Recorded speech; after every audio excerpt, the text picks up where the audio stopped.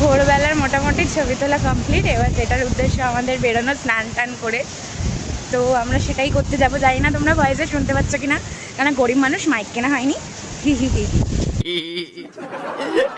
তো যাই, পুজো দিতে যাই, তবে তোমাদের সাথে দেখা হচ্ছে।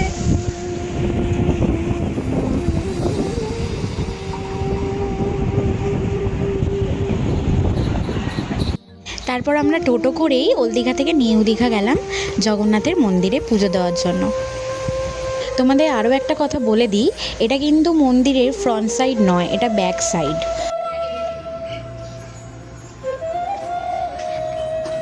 এমনি এখন ভেতরে যাওয়া যাবে তো? ভেতরে এখন ঢুকতে দেবে তো? এখন কি পুজো টুজো দেওয়া যাবে কি? হ্যাঁ, কত গো জুতো রাখতে? কত গো জুতো রাখতে? ও আচ্ছা, তা একদিকে ভালো লাগলো যে জুতো রাখতে পয়সা লাগে না কোনো। আমরা যে কোনো জায়গায় মন্দিরে গেলেই তো যেখানেই রাখি না কেন, যেমন তেমন জায়গাতে, তবুও ওরা পয়সা নেয়, তবু আমরা দিও। সেই দিক দিয়ে আমরা জিজ্ঞাসা করেছি। আমি জানতাম না, আমি হট করে জিজ্ঞেস করছি যে কত টাকা জুতো রাখতে। তো সব জায়গায় যেহেতু দিতে হয় টাকা, তো ওনারা বললো যে না, এখানে কোনো পয়সা লাগে না জুতো রাখতে। তো এটা দেখে ভালো লাগলো যে ঠাকুরের জায়গায় এসেছি, এইটাই। আমি তো তোমাদেরকে প্রথমেই বললাম, আমি মন্দিরের ফ্রন্ট সাইড থেকে প্রবেশ করিনি, আমি ব্যাক সাইড থেকে করেছি। ওই ব্যাক সাইডে গেটের নাম্বার 6 ছিল, আর তার অপোজিটেই ছিল ওখানে পুজোর ডালা পাওয়া যায় আর কি, সেখান থেকে তোমরা নিতে পারো। আর আমরা ওখান থেকেই নিয়েছি। বিভিন্ন রকম দামের ছিল, 50, 100, 200 এরকম ধরনের বাটা ছিল। নর্মালি পুজোর স্থানে এরকম ছাড়া আর মানে এর থেকে কমে তো পাওয়া যায় না। আবার কোথাও পয়সা দিয়ে জিনিস কিনবে, দোকানদারদের বিহেভিয়ার প্রচণ্ডই খারাপ হয়, কিন্তু এনাদের আচরণ যথেষ্টই ভালো ছিল। চলে এসেছি, পুরীতে না যেতে পারি, দীঘাতেই জগন্নাথ দেবের দর্শন করতে। সকালবেলায় ভোরবেলা 5টার থেকে উঠে স্নান টান করে তারপরে বেরিয়ে পড়েছি, পৌঁছে গেছি।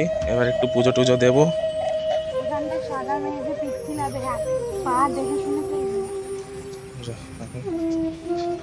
খুব অপরূপ লাগছে দেখতে। এর আগের বার কমপ্লিট হয়নি, তখন এসেছি। আর এখানে কিছু নিয়ম আছে যে ভেতরে ঠাকুরের আর কি পিকচার নেওয়া যাবে না, বাইরে যতটুকু তোমরা পিকচার নিতে পারবে, কোনো অসুবিধা নেই। আর আমরা সেটা ভালোভাবেই মেনে চলছিলাম।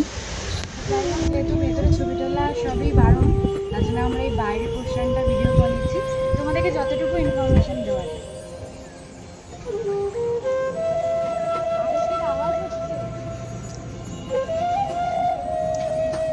আরতি হচ্ছে, তো তাড়াতাড়ি যাই, তাহলে হয়তো একটু আরতির ভিডিও করতে পারবো। আর হ্যাঁ, ও যেটা বললো যে আমরা আরতি ভিডিও করতে পারবো, অবশ্যই করতে পারিনি, কারণ ওখানে স্ট্রিক্টলি মানা করে দিয়েছে যে না, ওখানে ক্যামেরা ক্যাপচার করা যাবে না। কিন্তু কিছু কিছু মানুষ মানে বলে না যে যেটা বেশি করে বারণ করবে মানুষ সেটাকেই বারবার করবে। বারবার বারণ করা সত্ত্বেও ওরা ওখানে ভিডিও করেছে, ছবি তুলেছে, আমরা সেটা কনস্ট্যান্ট দেখে গেছি। কিন্তু আমার মতে প্রত্যেকটা জায়গারই এক একটা রেস্ট্রিকশন থাকে, সেটা মেনে চলা অবশ্যই উচিত। সবথেকে বড় কথা হচ্ছে আমি অনেকটা সকালে গেছি, ভালোভাবে পুজো দিয়েছি, কোনো ভিড় ছিল না, শান্তিভাবে তাদের আরতি দেখেছি। আমরা ওখানে বসে মানে যা যা করার দরকার আমরা সবটাই মন দিয়ে করতে পেরেছি, আমাদের খুবই ভালো লেগেছে। আর পুরো জায়গাটা ঘুরে দেখেছি, প্রত্যেকটা জায়গাতে প্রত্যেকটা ঠাকুরের ছবি দিয়ে তাদের নাম সহ লেখা। যেহেতু আমরা দুর্গাপুজোর সময়তেই দীঘাতে এসেছিলাম, তো প্রথমে আমার একটু বোকা বোকাই লাগছিলো যে পুজোর সময় দীঘায় যাবো, এটা আবার কেমন ব্যাপার। কিন্তু হ্যাঁ, এখানে এসে এত মানুষের ভিড় দেখে নিজের মনের মধ্যে একটা কনফিডেন্ট এলো যে না, হ্যাঁ এখানেও ঘুরতে আসা যায়, পুজোর সময় এত মানুষরা নিশ্চয়ই আমার মতন বোকা নয়। তো আর একটা জিনিস বুঝলাম যে সবাই তো আর দার্জিলিং, গোয়া, গ্যাংটক এসব জায়গা যেতে পারে না, অল্প সামর্থ্যের মধ্যে তাদেরও একটু ঘুরতে যেতে হয়। আর এই একটা বছরে মানে এই কটা দিনই সবাই ছুটি পায়, তো এই সময়টা মানে ভালোভাবে কাটানোর জন্য দীঘাতে এসেছে। আর আরও একটা স্পট হয়ে গেল না এখানে পুজো দেওয়ার জন্য, যে মানুষ এই কারণেও আসবে যে না, দীঘাতে একটা মন্দির আছে যেখানে আমরা পুজো দিতে পারবো, মানে এইসব কারণে হয়তো ভিড়টা আরও বেড়েছে। জয় জগন্নাথ। এবার রোদ্দুর উঠে গেছে। এবার এখানে একটু ছবি তুলি দাও।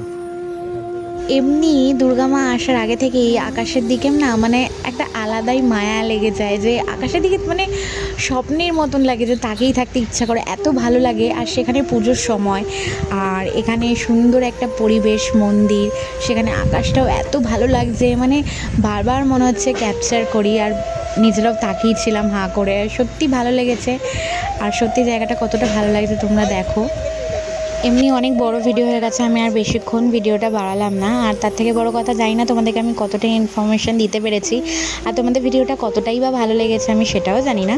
সত্যি যদি ভালো লেগে থাকে আর এতক্ষণ যদি তোমরা ভিডিওটা দেখেও থাকো, তো প্লিজ আমার চ্যানেলটাকে সাবস্ক্রাইব করে দিও। আর বেশি না বাড়িয়ে আমি পরের ভিডিওতে একটু আসবো, যেই হোটেলে ছিলাম সেখানকার খাওয়া দাওয়া নিয়েও। তো আজকের মতন আমি এখানেই শেষ করছি। টাটা।